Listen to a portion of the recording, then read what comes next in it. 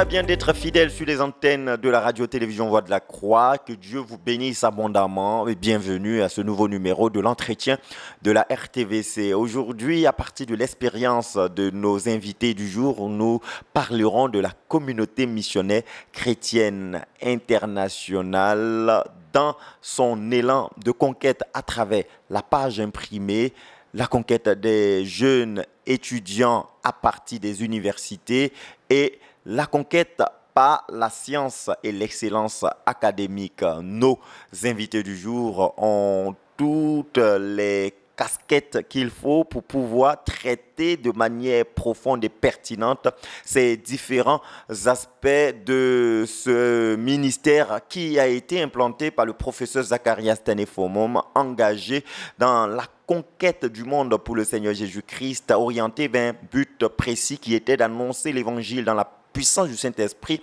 à 10 milliards de personnes afin de présenter d'ici 2065 1 milliard de disciples au Seigneur Jésus-Christ, lui vouant une obéissance totale. Vous avez vu plusieurs sujets qui seront traités, autant importants l'un que l'autre, mais soyez-en sûrs, les invités du jour ont tout le bagage qu'il faut pour les traiter avec pertinence. J'ai avec moi le pasteur Patrice Niami, qui est l'un des missionnaires de la communauté missionnaire chrétienne internationale en France. Et tout à l'heure, vous aurez l'occasion d'avoir toutes les autres cordes qui sont associées à son arc ministériel. Et aussi le pasteur missionnaire Watchman Ndjite, qui lui aussi aura l'occasion de se présenter et nous donner toutes les cordes qui sont associées à son arc ministériel. Nous avons dit que le pasteur Patrice est l'un de nos missionnaires en France et en plus de cela, il y a plusieurs fardeaux et plusieurs axes de conquête qui sont associés à votre personne. Qui est le pasteur Patrice? Bon, le pasteur Patrice, c'est l'un de nos missionnaires en France, spécialement avec la tâche assignée de la conquête des jeunes étudiants reçue par le frère Zach. En fait, tout commence étant très jeune, où le Seigneur me permet de comme participer, de rencontrer le Seigneur Jésus. Je le rencontre en classe de 4e. Et dès la classe de 3e, j'ai le privilège et l'opportunité d'être présent lors de l'envoi de notre coup d'envoi missionnaire, c'est-à-dire l'envoi de notre premier couple missionnaire en 93, c'est-à-dire les Bissé. Là, je suis en classe de 3e. C'est les premiers pas dans l'environnement du frère Zach qui continue, et c'est à partir de ce moment qu'un fardeau naît dans mon cœur d'un jour nous représenter. Donc, successivement, après, il y a eu les envois de tous les autres couples missionnaires, parmi lesquels les Meuniers. Et c'est comme ça qu'en 2006, le Seigneur permet que moi et mon épouse Doris, nous soyons envoyés en France par le frère Zach comme missionnaire. La veille de notre envoi, il nous donne la tâche spécifique en tant que ses enfants de porter le fardeau de la littérature. C'est ça qui fait que aujourd'hui, je me retrouve avec ces deux casquettes, non seulement d'être en charge de la conquête des jeunes étudiants, mais d'être le directeur de notre CPH qui est en France. Voilà, vous avez parlé du frère Zach, vous avez parlé de la conquête par la littérature. Nous vous en reviendrons tout à l'heure. Occasion pour nous de permettre au frère Watchman de se présenter avec ses propres mots. I am Watchman Dinte. Je suis votre missionnaire parmi une équipe de 4 couples missionnaires qui servent le Seigneur à partir de l'Afrique du Sud.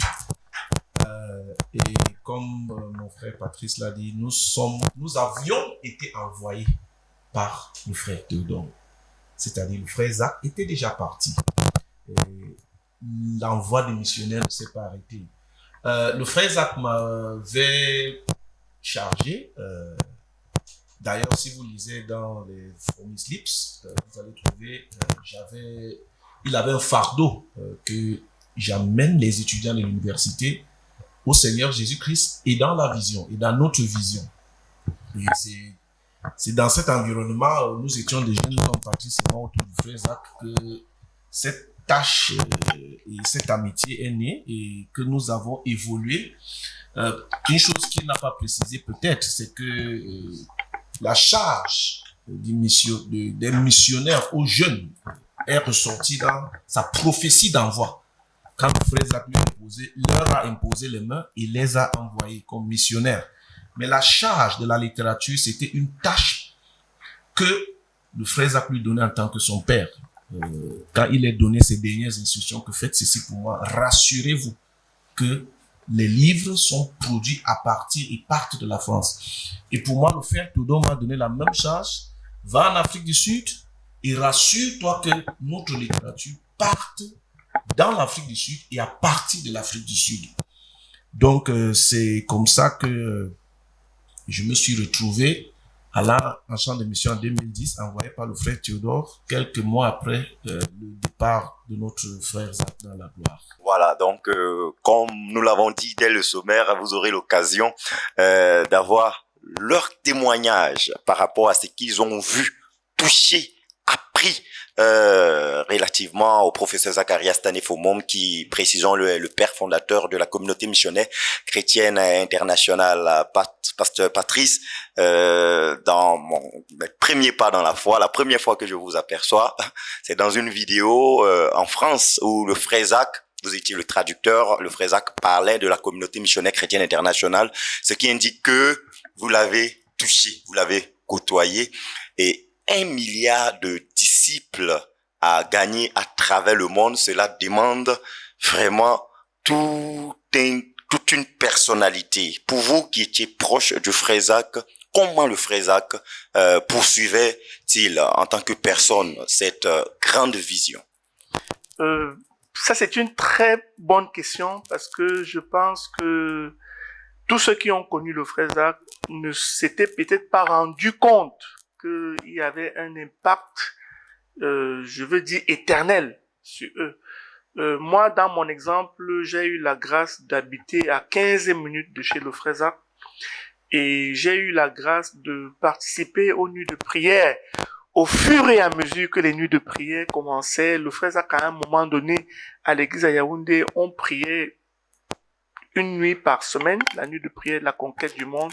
Et à un moment donné, le Seigneur lui a montré que je pense que quand il y avait 50 missionnaires qui étaient déjà déployés sur le terrain, le Seigneur lui a montré que s'il ne se levait pas pour prier toutes les nuits, alors les missionnaires n'allaient pas réussir. C'est comme ça que le frère Zach a commencé à s'investir, à prier toutes les nuits. En fait, le fardeau d'1 milliard de disciples, c'était quelque chose de réel, qui rayonnait et qu'il a pu communiquer et impartir.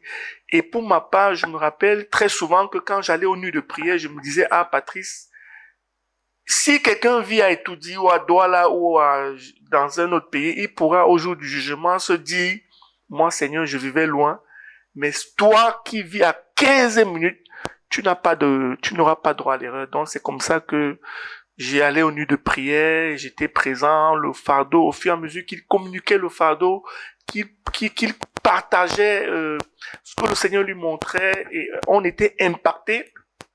Et c'est comme ça que dès les nuits de prière, j'avais commencé à le traduire. Et une fois que je suis arrivé en France, il a décidé de ne plus voyager avec de traducteurs, parce que j'étais là et je pouvais le servir dans ce domaine-là. Merci beaucoup, cher pasteur Patrice. La parole est maintenant au pasteur Watchman. Donc, pour le frère Zach, juste pour continuer dans ce que mon frère Patrice a dit, le frère Zach, en 1970, je crois que c'était le 24 octobre, le Saint-Esprit est descendu fortement sur lui et a enflammé et multiplié une passion déjà qu'il avait pour les âmes. Quand il quitte l'Afrique de l'Est, c'est-à-dire l'Ouganda, il a été envoyé comme missionnaire au Cameroun avec un feu brûlant. Et pour ceux qui vont éventuellement lire les From His Lips, il a prêché l'évangile. Mais au fur et à mesure qu'il grandissait dans sa relation avec Dieu, dans son intimité avec Dieu, initialement, c'était la conquête du Cameroun. Il a été envoyé comme missionnaire, mais après, c'est devenu l'Afrique. Et puis, c'est devenu la conquête du monde. Et au fur et à mesure qu'il grandissait dans son intimité avec Dieu, le Seigneur mettait un fardeau sur lui. Et à un certain moment, c'est devenu pour lui 1 milliard de disciples que le Seigneur lui a dit, je t'appelle, toi et ceux qui t'appartiennent, à m'offrir 1 milliard de disciples qui rendent une obéissance totale à notre Seigneur Jésus-Christ en toutes choses d'ici l'an 2045 que le Seigneur a plus tard repoussé à 2065.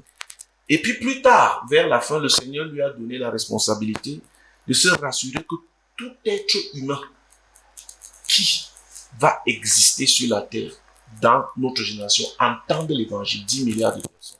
C'est d'où est entrée la RTVC d'utiliser tous les moyens pour se rassurer que tout le monde qui est sur la terre entende l'évangile de notre Seigneur Jésus-Christ qui sauve. C'était ça. Et c'est ainsi que le fardeau d'envoyer le missionnaire, les livres ont été écrits, des campagnes d'évangélisation, des églises ont été implantées, des églises ont été conduites à grandir en nombre, des assemblées de maisons, donc c'est devenu la conquête de soi-même, la conquête de la famille, la conquête d'une ville, la conquête d'une nation, la conquête d'une région, la conquête d'un continent, la conquête du monde. Et c'est comme ça que notre vision est devenue notre vision, que nous tous on continue. Vous avez cru très jeune, vous l'avez précisé, vous aviez 14 ans. 14 ans et aujourd'hui, vous êtes l'un des missionnaires qui porte un aspect très important, la conquête par la littérature. Mais nous revenons en arrière pour chercher à savoir comment, selon votre regard, le frère Zach pouvait croire à ce jeune homme que vous étiez, qui est aujourd'hui ce que vous êtes. Oui, c'est ce que je pense que c'est la dimension prophétique, je pense que dans le ministère du frère Zach. Parce que le frère Zach, comme il a partagé une fois, tous les couvriers qu'il recevait, il les recevait d'abord de Dieu, dans la prière, dans le jeûne, dont je ne peux pas vous expliquer, mais tout ce que je sais, c'est que le frère Zach, étant en classe de seconde, je me rappelle, j'étais persécuté par mes parents qui avaient cessé de payer mes études. Et en classe de seconde, j'étais le premier de la classe. Et je suis allé le voir et il était juste content. Et quand je suis arrivé en classe de premier, en terminale et en première année, il avait une emphase sur la conquête du monde. Et on pouvait voir que dans les réunions qu'il organisait, dans plusieurs réunions qu'il organisait avec nous, il pouvait nous parler comme ceux qui, dans l'avenir, vont pouvoir propulser l'œuvre dans le monde entier. Je me rappelle à une réunion de mardi, il nous disait que la porte de beaucoup de pays on entrera dans beaucoup de pays par les études. Et il nous incitait ainsi au travail dû à l'excellence académique. Et voilà ce que je peux dire. Pasteur Watchman. J'ai cru à l'âge de 5 ans. Le frère Zach a prêché à une campagne d'évangélisation. Et quand on était enfants, on était obligé de s'asseoir. Ma maman Emilie était croyante. Donc je suis allé à la maison, je lui ai demandé, je veux donner ma vie au Seigneur. Et à partir, quand j'avais 8 ans, le frère Zach m'a demandé d'écrire ce que je veux devenir dans ma vie. Et il corrigeait, chaque année j'écrivais ce qui dominait là-bas, c'est que je voulais être un intercesseur et un missionnaire. Et dans la famille, à chacun de nous, ses enfants, ma grande sœur devait être missionnaire. Chacun, mon petit frère John devait aller en Chine, Stephen, mon petit frère devait aller au Brésil, moi je devais aller en Argentine. À un moment, toute la famille, on devait être missionnaire en Chine, Mary devait être missionnaire, mais le frère Zach avait touché plusieurs générations croyant fermement. Et il tenait beaucoup de réunions avec les enfants. Une question qu'il posait chaque fois aux enfants, c'est quel est le but de ta vie? Que vas-tu faire de ta vie? Et l'inviter, étant très jeune, aux enfants de 10 ans, aux adolescents et aux jeunes adultes, aux étudiants. Donc, une fois, on avait une réunion d'étudiants. On était juste peut-être 40. C'était une réunion spéciale d'étudiants avec le frère Zach. Et il nous a dit, il nous a tenus par la main, on a fait un petit cercle, on s'est agenouillé et il nous a dit, je vous mets sur le même joug que moi, d'être responsable à ce que toutes les 10 milliards entendent l'évangile dans notre génération. Nous étions très très jeunes. On était juste des jeunes adolescents qui venaient juste de... Ce n'est pas des gens. Donc, je pense que Dieu lui a montré, Dieu lui a... Je ne sais pas comment dire, mais c'est quelque chose... Il voyait. Il voyait l'avenir. C'était un prophète. Exactement, c'était vraiment un prophète. Il savait, et je pense que c'est ça, parce qu'aujourd'hui, je ne pouvais imaginer que je serais en train de voyager, je ne pouvais savoir qu'on serait en train de motiver des jeunes gens à s'investir dans notre vision. Je ne pouvais jamais imaginer ça, ni lui quand on se voyait. Nous allons maintenant aborder le point de la conquête des jeunes et des étudiants. Vous avez présenté le professeur Zacharias Tanefomom comme un bâtisseur d'hommes. Il a formé beaucoup de missionnaires qu'il a envoyés à travers le monde. Et la conquête des 1 milliard de disciples s'est poursuivie à partir de plusieurs compartiments. La conquête par la littérature, l'envoi missionnaire, la conquête des jeunes et des étudiants. Nous précisons qu'il était professeur, donc beaucoup investi. Comment est-ce que cette conquête est menée à votre niveau, et chacun aura l'occasion de répondre à cette question.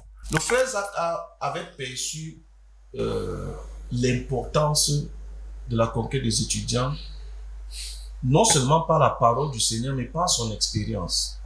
Je m'explique. Au début de son ministère, il était professeur d'université, il enseignait à l'université, et l'université était son champ de mission primaire.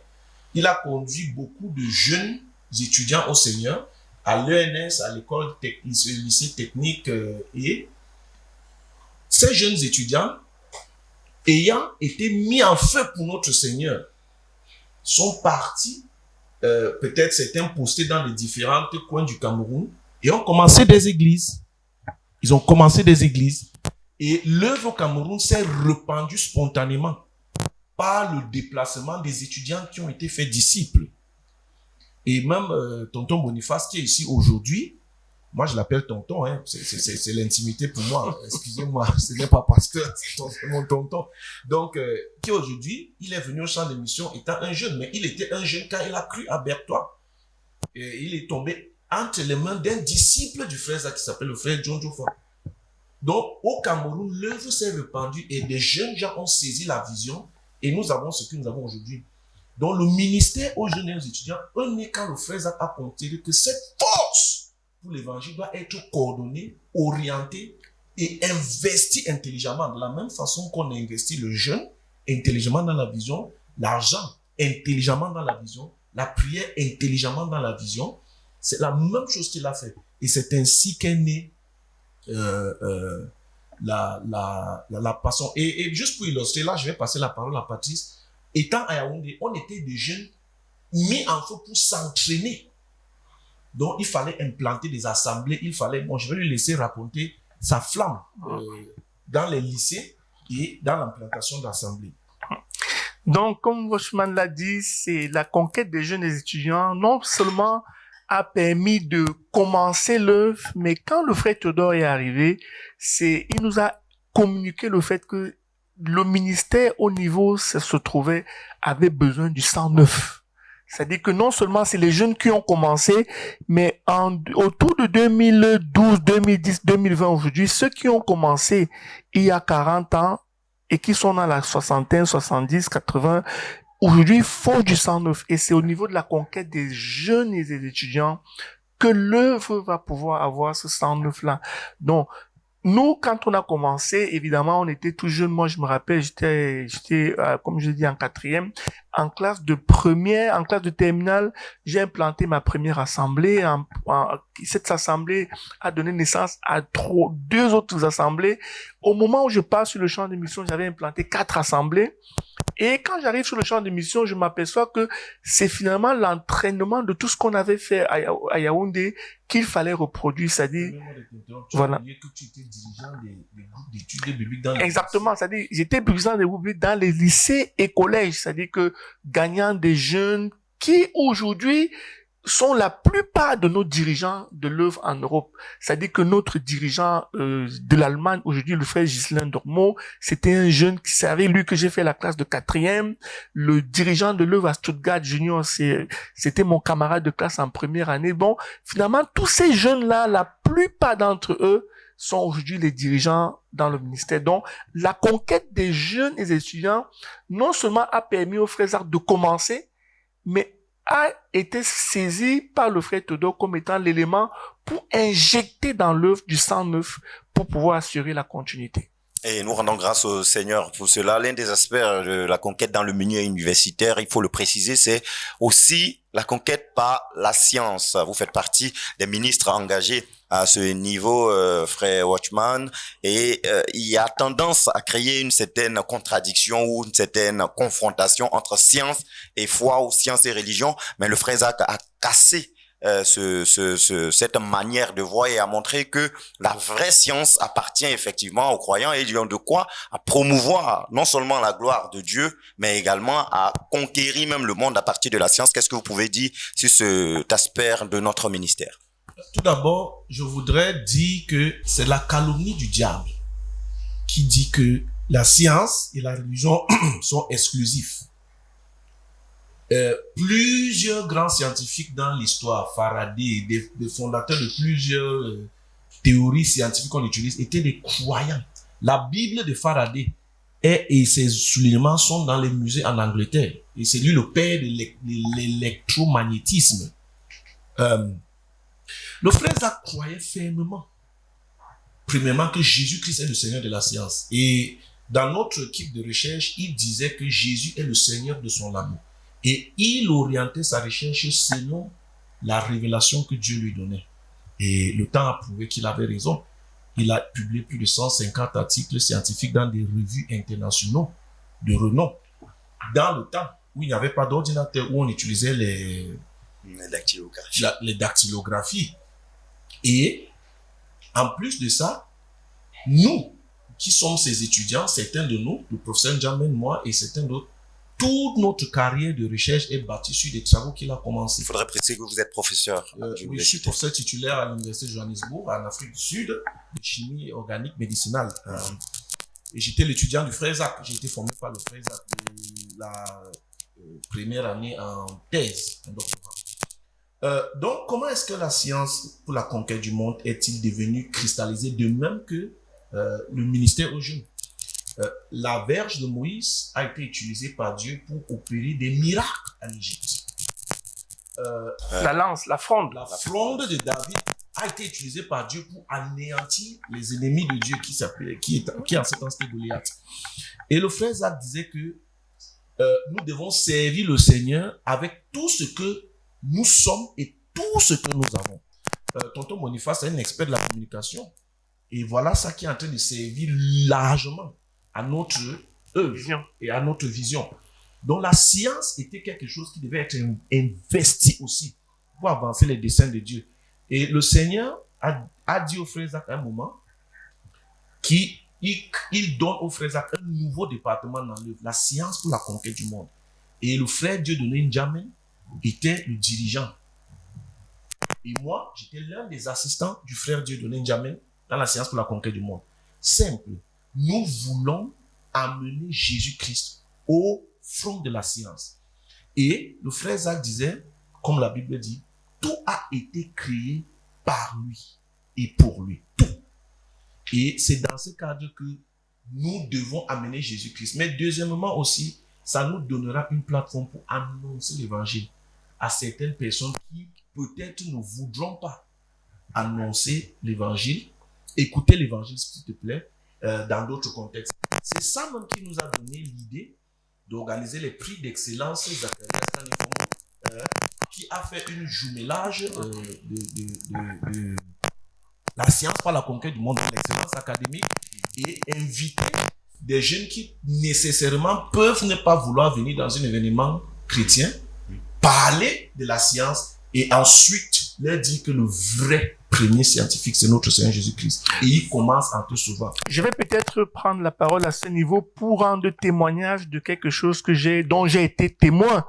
Parce que quand le frère Zach a obtenu son diplôme de Doctor of Science de l'Université de Durham en Angleterre, ça dit que, étant l'un des rares Africains à obtenir ce diplôme en 2005, il reçoit du Seigneur que ce diplôme doit être remis à tous les pasteurs de la ville de Yaoundé et que ce diplôme va permettre que l'évangile soit proclamé.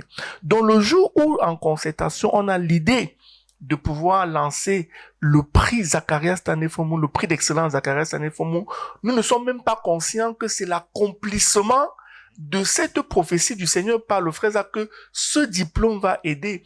Et c'est quand d'une session, d'une édition à une autre, on se perçoit que à travers le prix d'excellence Zacharias Tanefomo, on peut rassembler des foules et des foules et des foules qu'on ne pouvait pas rassembler à partir d'une campagne d'évangélisation traditionnelle, qu'on s'aperçoit qu'effectivement, la science était un outil pour la conquête du monde. Et quel appel donc vous lancez aux jeunes qui ont tendance souvent à penser que quand on est consacré, cela doit nous amener à nous investir dans tout ce qui est considéré comme spirituel d'ordre général, mais pour ce qui concerne les études, il n'y a pas trop de problème. Vous nous partagez en coulisses que la Chine, qui était hostile à l'évangile, a pu accueillir à plusieurs reprises le frère Zach grâce à sa fonction de professeur d'université.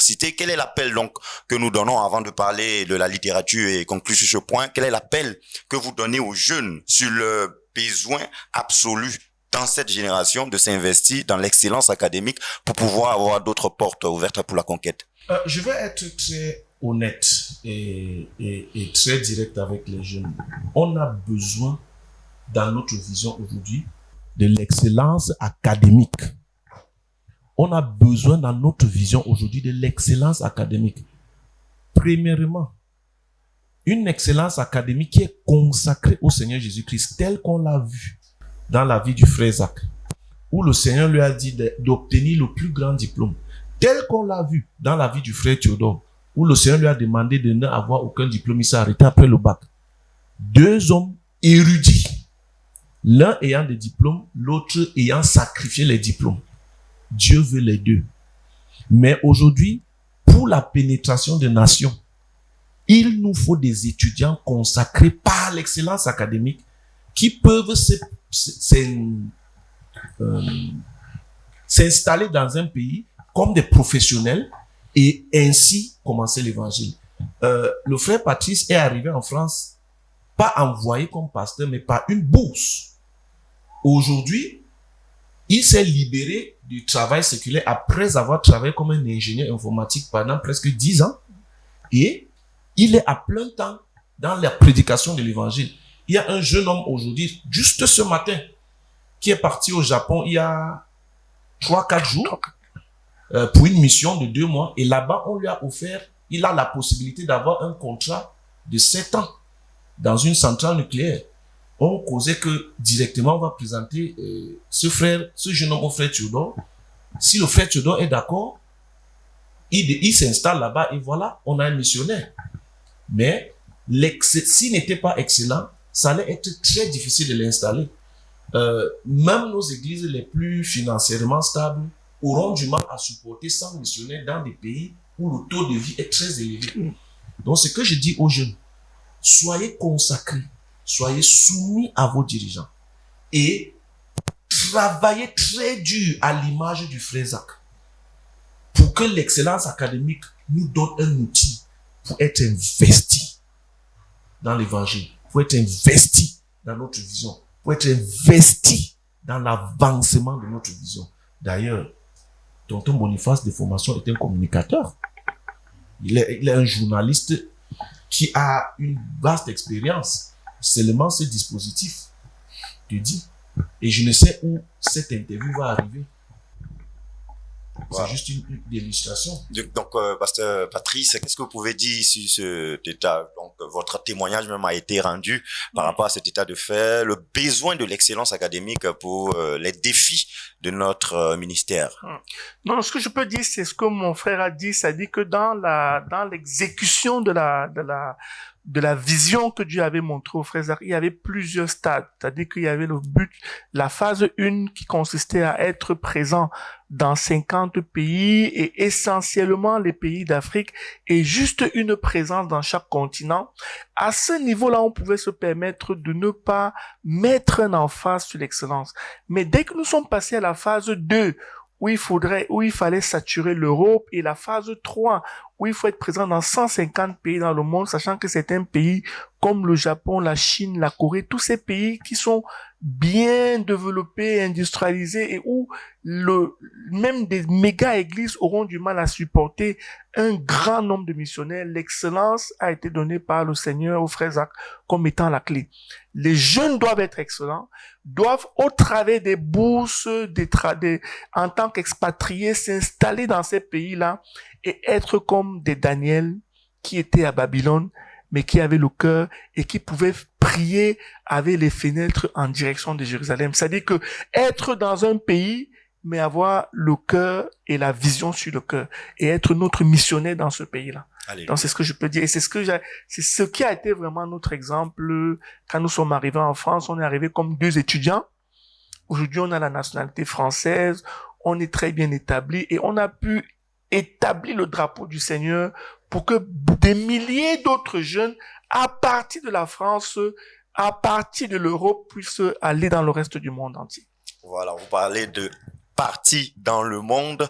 Il y a le fait de partir avec les pieds, mais nous avons aussi une autre arme à la communauté missionnaire chrétienne internationale, promue par le professeur Zacharias Tanefomom, la page imprimée, qui nous permet aussi, précisons-le, de partir partout où nous voulons, sans obstacle, sans limite. Vous êtes assistant éditorialiste du ministère de la Conquête à travers la littérature de notre œuvre. Vous êtes directeur de CPH France, comprenez, par Christian Publishing House en France. La conquête, donc, par la littérature occupe une place importante dans notre génération. Je vais dire littérature vision. Dans le sens de page imprimée et surtout dans notre vision. On va commencer cette fois-ci par le pasteur Patrice. D'où naît ou quelle est l'importance de ce fardeau, faisant référence au professeur Zacharias Tanefomom jusqu'à maintenant, et après nous aurons l'occasion de parler de comment est-ce que chaque missionnaire, chaque dirigeant doit s'associer à cet aspect très important de notre ministère. Donc merci Pascal pour cette question. Quand on aborde la littérature, c'est quelque chose d'important dans l'appel que Dieu a donné au frère Zach. Récemment, le frère Théodore nous a expliqué, nous a positionné le frère Zach dans l'histoire de l'Église en partant depuis le Seigneur Jésus-Christ et nous a situé le frère Zach comme étant l'un des pères apôtres que Dieu a suscité dans les années 80. Donc, le frère Zach, dans l'appel d'a conduit 1 milliard de personnes au Seigneur Jésus. Dieu ne lui a pas juste donné un appel comme ça, mais lui a montré la façon, le comment l'accomplir. Donc, dans le comment l'accomplir, il y a les hommes, il y a la place importante de la littérature. C'est pour ça que dès que le frère Zach arrive au Cameroun en 75, la première chose qu'il fait, c'est d'écrire le traité Comment connaître le Seigneur Jésus-Christ. Et pour ceux qui savent, la littérature a une place importante, c'est-à-dire que à partir d'un seul livre écrit par Karl Marx, le monde, un tiers du monde est aujourd'hui capitaliste, communiste. On sait que le communisme s'est répandu dans le monde aujourd'hui à travers la littérature. Donc le frère Zach ayant reçu de Dieu le but d'1 milliard de disciples, a aussi reçu du Seigneur la littérature, la page imprimée comme étant l'un des aspects, l'un des outils, l'une des armes pour son accomplissement. Et c'est pour ça que la littérature avait une place importante sur le cœur du frère Zach. Watchman va en parler de comment ça s'est produit, de comment les livres ont commencé à être produits au Cameroun. Mais en France particulièrement, nous avons porté le fardeau du fait que nos livres, tels qu'ils étaient produits en Afrique, étaient profonds, étaient puissants, mais n'avaient pas la présentation nécessaire pour aller dans le reste du monde. Et le Seigneur nous a conduits à pouvoir les produire en qualité, aujourd'hui, à pouvoir y mettre l'esthétique nécessaire pour que que le livre ne soit pas rejeté parce qu'il est mal présenté. Voilà. Quand le Seigneur dit au frère Zach et donne au frère Zach le but, et comme on dit, il était un apôtre, et il avait un fardeau de produire les disciples d'une certaine qualité, parce que le Seigneur lui a dit produire des disciples qui rendent une obéissance totale au Seigneur Jésus-Christ en toutes choses. Je vais donc partager une petite histoire personnelle, juste pour illustrer ce que je voudrais dire. La nuit avant son départ pour aller être avec le Seigneur, j'ai eu un entretien avec lui de plus de 2 heures de temps. Et l'une des choses qu'il m'a dites, il m'a d'abord décrit, je veux que tous les livres sur la prière soient écrits. Voici où tu vas prendre tel contenu, voici. Mais après, il m'a dit, I want to testify to you, Watchman. Je veux te dire, j'ai obéi au Seigneur en toutes choses. Il n'y a rien que le Seigneur m'a demandé de faire que je n'ai pas obéi. Il m'a dit, il y a ces 2 choses que je veux que tu te rassures qu'ils soient faits. Bon, à ce moment, je ne savais pas que c'était au revoir. Il me disait ça pour que je lui rappelle quand il finira le jeûne. Donc, je notais, mais l'ironie, c'est qu'il ne m'avait jamais permis, je veux qu'on fasse tel livre, il me dit non, finissons d'abord le livre. Soudainement, il me donne le outline, le schéma de 36 livres sur la prière. Et puis, il me dit, tel livre, il faut prendre ceci, il faut faire ceci. Bon, moi, je me disais que bon, il est en train de me donner les trucs que je dois, avec lesquels on va travailler. Mais je voudrais faire le sortir, c'est qu'il a dit, j'ai obéi au Seigneur dans tout ce qu'il m'a demandé de faire. Et qu'est-ce que les livres étaient? Les livres étaient conçus parce que le frère Zach avait le fardeau que chaque croyant de notre ministère puisse accéder aux mêmes expériences spirituelles que lui. Donc, c'était donné pour que voici comment j'y suis parvenu. Suivez mon exemple. Le disciple coûte que coûte qui a été écrit en 1971, 1971, c'est ça. Est le résultat de quand il confronte ce que ça veut dire être disciple du Seigneur Jésus-Christ. Le chemin du service chrétien est écrit aussi en Ouganda quand il confronte, le message est reçu, quand il confronte ce que ça veut dire servir le Seigneur. Et etc. Donc, tous les livres, les rencontres dynamiques, délivrance du péché. D'ailleurs, si tu lis l'école de la vérité, tu vas constater qu'il dit qu'il a dû arrêter pendant 6 mois, parfois 9 mois. Parfois 9 mois pour que tout ce qu'il écrit soit vrai dans sa vie. Je vais vous donner le témoignage d'un jeune frère en 2 phrases.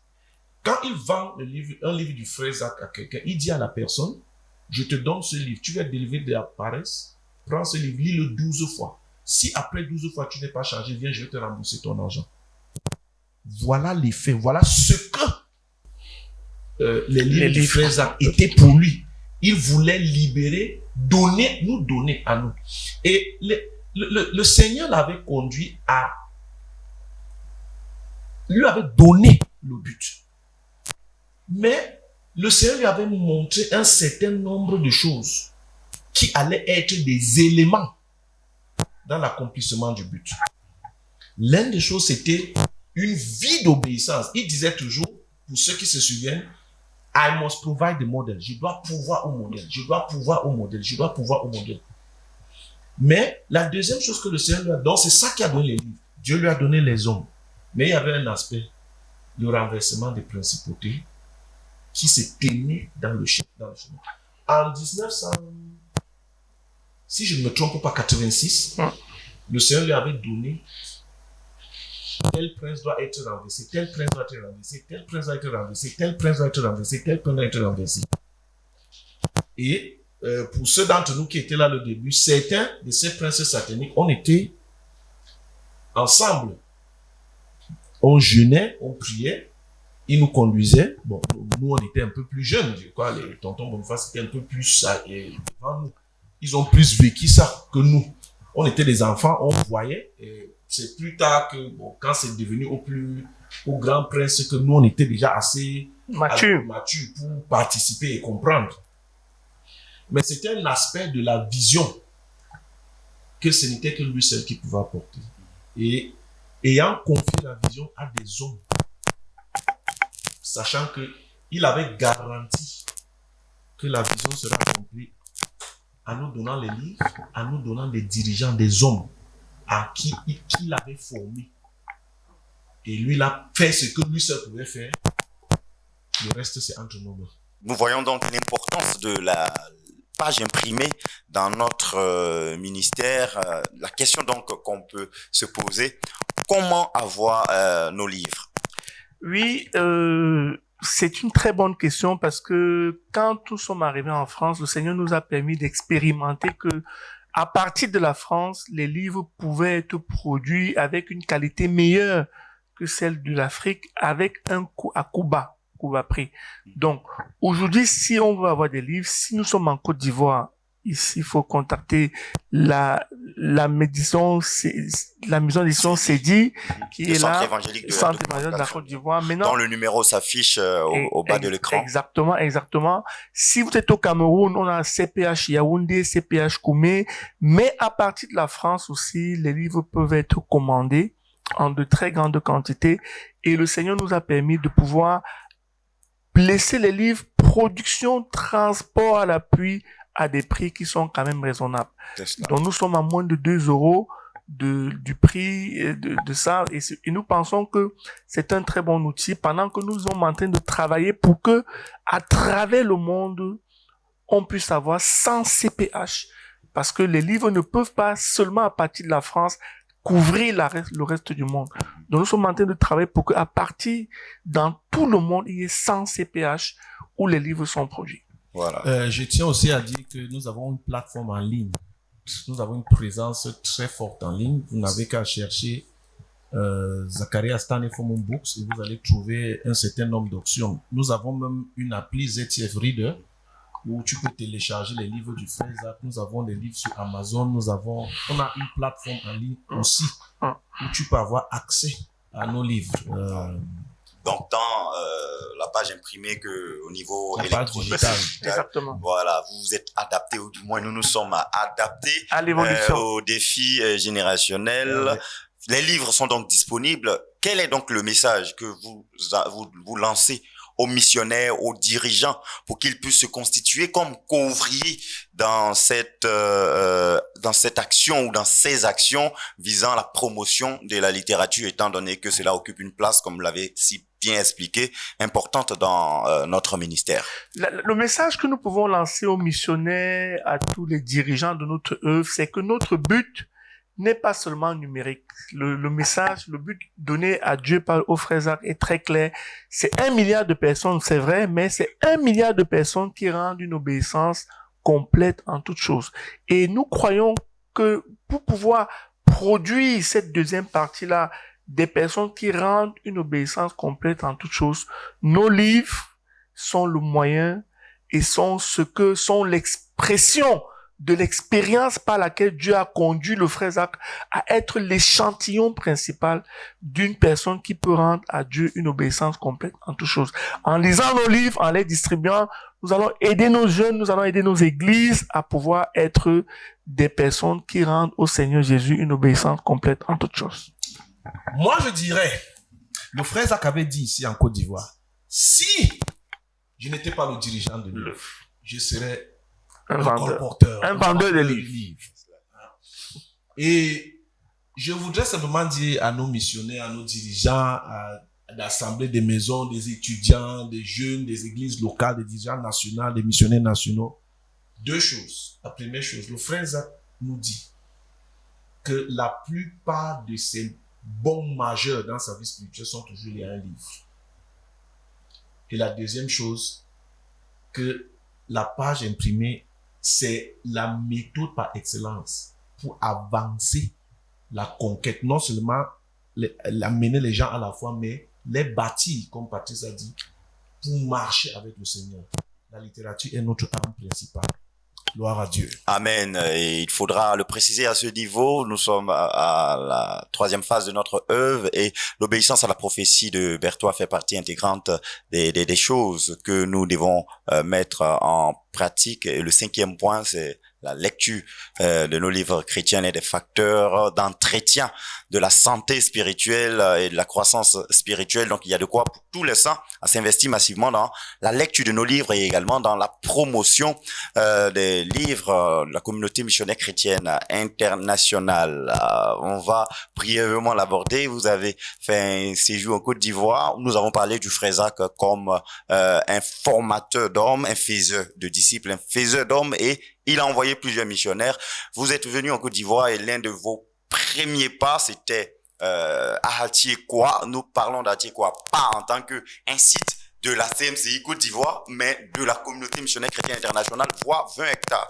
Après plusieurs années, plus de 20 hectares, après plusieurs années de ministère, par un missionnaire envoyé par le frère Zach, quel est le message que cela vous donne par rapport à l'avancée de notre œuvre pour ce qui concerne la formation et l'envoi des missionnaires? Non, ce que moi je peux dire, c'est que nous avons témoigné la gloire de Dieu. Et nous pensons que comme Josué, à un moment donné, a pu dire que de toutes les bonnes paroles que le Seigneur nous avait données par Moïse, aucune d'elles n'est restée sans s'accomplir. Ce que nous sommes en train de voir en Côte d'Ivoire, c'est que toutes les bonnes paroles prononcées par le frère Zach pour notre œuvre en Côte d'Ivoire sont en train de s'accomplir. La visite à Tchekwa a été un témoignage de la gloire de Dieu. C'était glorieux et nous croyons que la salle de 25 000 places, qui est la prochaine étape, le prochain grand projet après la salle de l'UMPJ, va s'accomplir. Merci. Pour moi, il n'y a qu'une seule chose, je suis fier. C'est ça mon sentiment, la fierté. Je dis, nous sommes en train de réussir, nous avons réussi. Je ne veux pas dire que nous avons réussi parce qu'on a encore de plus grandes choses devant nous. Mais je suis fier. Alléluia. Et la deuxième chose, c'est que quand je marchais hier à Tchekwa, dans mon cœur, j'étais triste. Pas une mauvaise tristesse. Je dis, oh papa, si tu pouvais seulement venir voir ce que ta foi a produit. Alléluia. Ce que ta foi va produire, papa. Nous allons accomplir la vision. En fait, j'ai pris une photo, j'ai envoyé à mon épouse, j'ai dit, le but sera accompli. Amen. Alléluia. Amen. Jésus-Christ. Offrande d'acclamation. Offrande d'acclamation à Jésus-Christ, celui de Marc distinctive, des prises de parole du pasteur Boniface Meunier, leader de la CMCI Côte d'Ivoire, qui a reçu nos bien-aimés pasteurs qui étaient invités de l'entretien de nos jours. Merci beaucoup, chers téléspectateurs. Vous aurez l'occasion de suivre sur les antennes de la RTVC et sur nos différentes plateformes digitales et Internet telles que YouTube, Facebook, cet entretien avec le pasteur Patrice Niami et le pasteur Watchman Ndité. Nous avons parlé du frère Zach, de la CMCI, de la conquête par la littérature, de la conquête des jeunes et des étudiants, de la conquête par la science. Restez connectés sur les antennes de la chaîne de la Bible pour ne rien manquer de tout ce qui vous est nécessaire pour votre marche qualitative avec le Seigneur Jésus-Christ. Que Dieu vous bénisse abondamment.